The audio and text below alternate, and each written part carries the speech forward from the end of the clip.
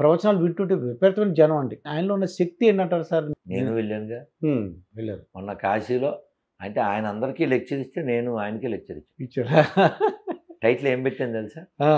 చాగంటి గారి ముందు కుప్పిగంతుల. మరి అంతే కదండి. ఆయన ఏమో కదిలే సరస్వతి. ఆయన ఒక 7 నిమిషాలు మాట్లాడి ఆయన ముందే చెప్పాను, చాగంటి గారి ముందు కుప్పిగంతుల నేను మాట్లాడేది అంతే కదా. ఆయనకి ఎందుకు అంత జ్ఞానం అంటే ఏంటి? అసలు ఇంతకుముందు అడిగారు క్వశ్చన్, అడిగిన క్వశ్చన్ ఇది వేరు. అసలు ఏంటి ఆ శక్తి, ఎందుకు, ఎలా? అంతేగా. అంతే. వారు ఉద్యోగం చేస్తున్నప్పుడే ఏదో మరిడమ్మ అమ్మవారని పెద్దాపురంలో ఉంటుంది, ఆ గుడికి వెళ్ళారు ఎప్పుడో. అక్కడ స్వామిని శివచైతన్య గారిని విజయవాడ తాడేపల్లిలో ఆవిడ ఆశ్రమం, ఆవిడ మాట్లాడండి అన్నారట. నాకేమొచ్చండి అని మాట్లాడారట. అది చాలా బాగుంది. అల్లా వారికి శ్రీభాష అప్పలాచార్యులు వారు ఒక ప్రేరణ, ఆవిడ ఒక కారణ. అలా అంటే భగవంతుడు అప్రాప్రియేట్ టైం వచ్చినప్పుడు వాటిలో ఉన్నటువంటి దాన్ని బయటికి తీస్తారు. వారి దగ్గర ఎప్పుడో ఉంటుంది ఆ శక్తి. అప్పటి నుంచి అంటే నేను విన్నది, వారు ఇంక రోజు ఆఫీస్ నుంచి రావడం, సంధ్యావందనం చేసుకోవడం, 6 గంటలు చదివేవారట రోజు. ఇంకో విషయం ఏంటంటే, కేవలం చదివేస్తే వస్తుంది అనుకోకండి. మీరు రోజు 6 గంటలు చదివేస్తే చాగంటి కోటేశ్వరరావు 2 hours. కూడా నా పేరు, మా ఇంటి పేరు మోగంటి, చాగంటి మోగట్లాగా అయిపోయాము. చాగంటి మోగంటి ఆయన చాకో మీరు. ఎందుకంటే మనం ఏదో పులిని చూసి వాతలు అంటారే అలా అవుతుంది. ఎందుకంటే సరస్వతి అనుగ్రహం లేకపోతే అలా వాక్కు రాదండి. భగవద్ అనుగ్రహం. ఆయనే వినయంగా చెప్తారు కదా, ఏమిటి నేనేదో పోల్చుకుంటున్నాను అలా అనుకోకండి, భగవత్ కృప అని. భగవంతుడి కృప కాబట్టి ఎలా వస్తుంది సార్ వాక్కు? అలా వెనక్కి లాగేసుకుంటే నువ్వేం మాట్లాడు కాబట్టి ఆయనకి తెలుసు. అందుకే ఆ వాక్కు అమ్మవారు అలా పలికిస్తారు. వారి కృషి, వారి తపస్సు, వారి సంధ్యావందనం, వారి అనుష్ఠానం ఇలా ఎన్నో ఉంటాయండి. లేకపోతే అందరికీ ఎందుకు రాదు? ఆ చాగంటి పేరుతో బోల్డ్ మంది ఉంటే వాళ్ళందరికీ వచ్చినాయా? కోటేశ్వరరావులు బోల్డ్ మంది ఉన్నారు. వాళ్ళ అబ్బాయి కూడా ఉండొచ్చు. మరి ఆ అబ్బాయి కూడా ఉన్నారు కదా, వాళ్ళ అమ్మాయి ఉన్నారు. కాబట్టి ముఖే సరస్వతి కటాక్షం ఉందన్న. లేకపోతే ఎంతమంది ఉన్నారు భూమి మీద? వస్తే ఏంటి ఎందుకు? ఒక మాట చెప్తే మీకు అర్థమవుతుంది. సంతానం 3 రకాలు. కారణ జన్మ సంతానం, కర్మ జన్మ సంతానం, కామ జన్మ సంతానం. 3 రకాలు.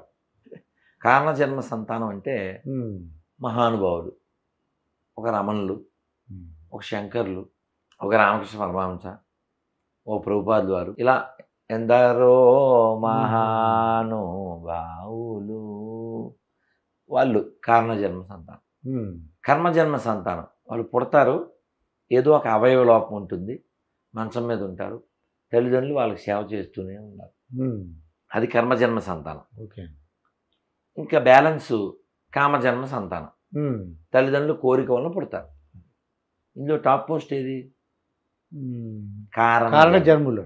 అందరం కూడా వాస్తవానికి అందరూ కారణ జన్ములే, కానీ నువ్వు కారణం తెలుసుకోకుండా జీవించేస్తావు కాబట్టి వేరే లిస్టులో పోతావు. అది ఇక గరికపాటి నరసింహరావు గారు చూద్దామండి. ఆయన ఒక విద్వత్తు. మీరు ఏమన్నారంటే ఆయన గురించి ఒక విషయం కూడా చెప్పారు. అది ఆయన అన్న గొప్పతనం అంటే ఈయనలో ఉన్న గొప్పతనం ఏంటో తెలుసుకుందాం. ధారణ అవధానం చేశారు కదండి, వాళ్ళ అవధాని కదా. అంటే చాలా మంది అవధానంలో ఉన్నారు కదా, ఈయనకి ఎంత పేరు ఎందుకు వచ్చిందని మీకు అర్థమయ్యేలా చెప్పాలంటే, కాఫీ టీలు తాగుతారా? తాగుతానండి. మేము తాగం కాబట్టి మాకు తెలదు. కానీ కాఫీ అబ్బా అసలు వీడి కలిపితే ఉంటుంది అంటారు ఎవరో. అవును, రోజు కాఫీ తాగినా సరే ఫలానా వాళ్ళు కాఫీ కలిపితే మీకు అసలు కిక్ వచ్చేది.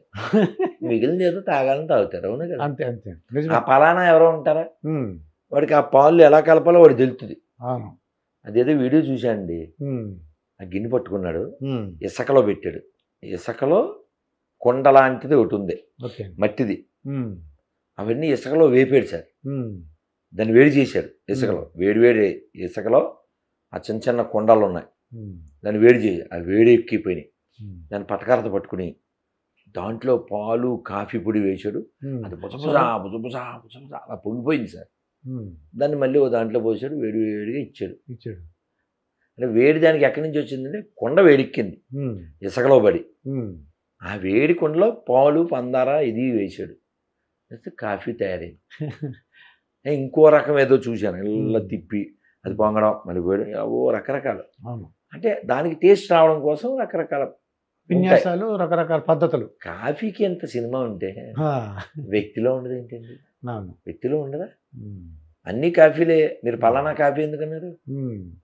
మీకు ఎందుకు నచ్చింది? అలాగా అవధానం చాలామంది చేసిన ఒక్కొక్కరికి ఒక్కో విద్వత్తు, ధారణ శక్తి,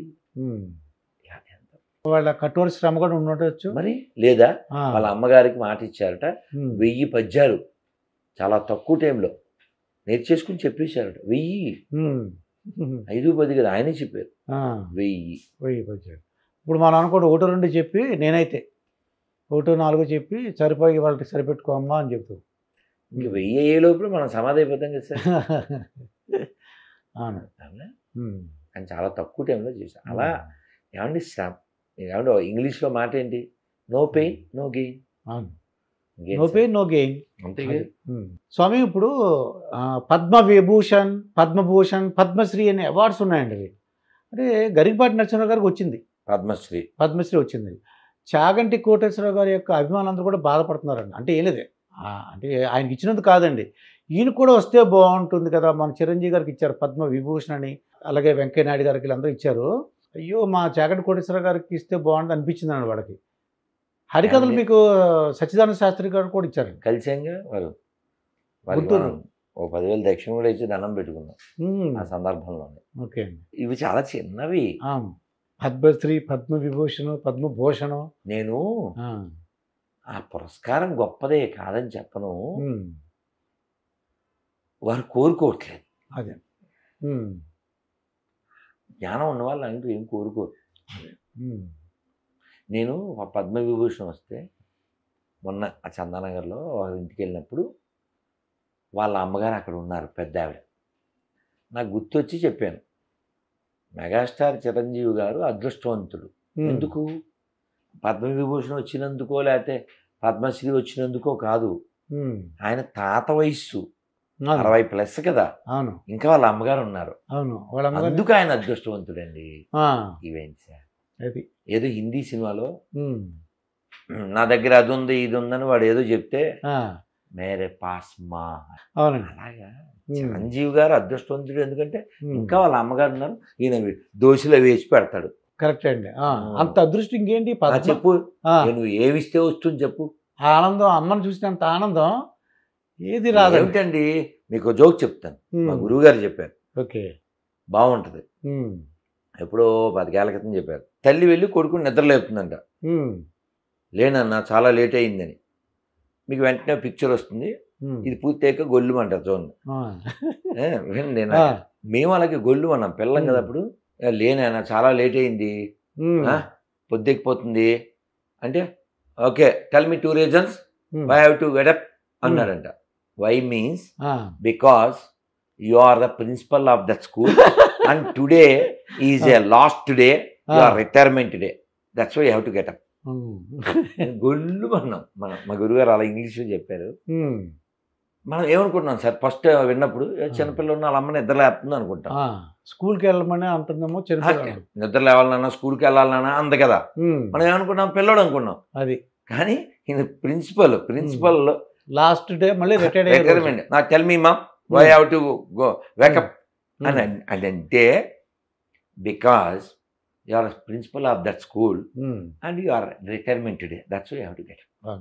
అది ఎంత బాగుంది సార్, అది ఎంత హృదయంగా లేదా, ఎంత బాగుండలే. ఢిల్లీకి రాజైనా అమ్మ కొడుకి అంతే అంతే.